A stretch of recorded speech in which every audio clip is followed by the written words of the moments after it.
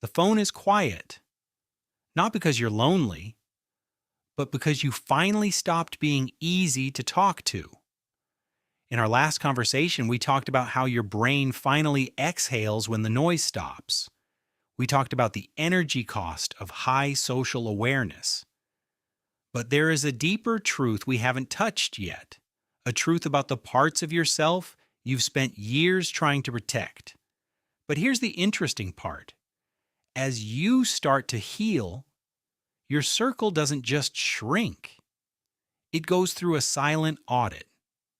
Think about that one person in your contacts, the one who only texts when they need a favor, or a witness to their latest drama. Maybe it's the friend who spends the entire dinner talking at you, but never once asks how you are. Or the colleague who only remembers your number when they need help moving apartments.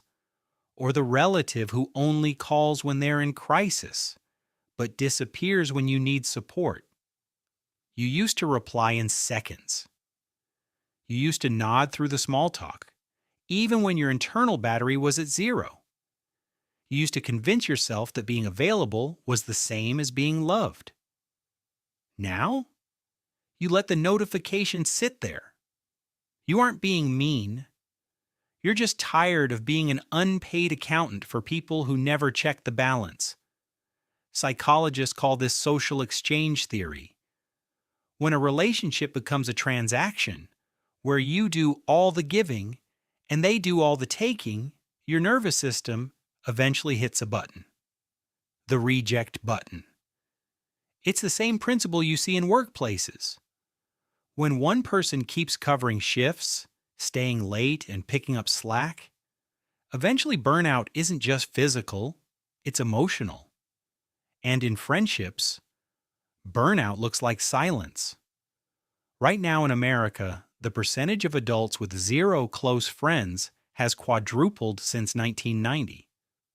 Surveys from Pew Research show that nearly half of young adults report feeling chronically lonely. But for many of you, this isn't a tragedy. It's a boundary. It's the nervous system saying, I can't keep paying emotional rent for people who never show up. And this is where things get complicated. Sometimes having very few friends is a learned survival pattern. If you grew up in an environment where trust wasn't consistent, your brain learned a harsh equation. Distance equals control, and control feels like safety. Psychologists call this avoidant attachment. It isn't that you hate people, it's that your system learned to pull back before anyone could get close enough to disappoint you. Think about the child who grows up with a parent who promises to show up, but doesn't. That child learns, don't expect too much, don't rely too hard. And that lesson doesn't disappear when you turn 30. Or the teenager who confides in a friend only to have their secret spread around school. That betrayal teaches a lesson. Keep things to yourself. It's safer. You tell yourself you prefer being alone, but part of you might just be protecting something fragile.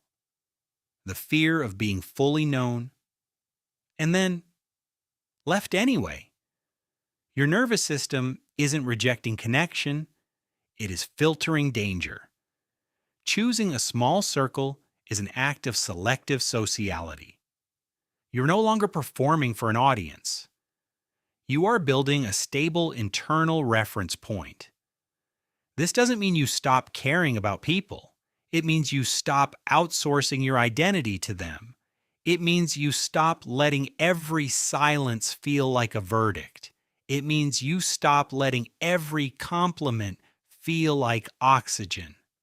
A few people who truly understand your silence are worth more than 1,000 who only clap for your mask.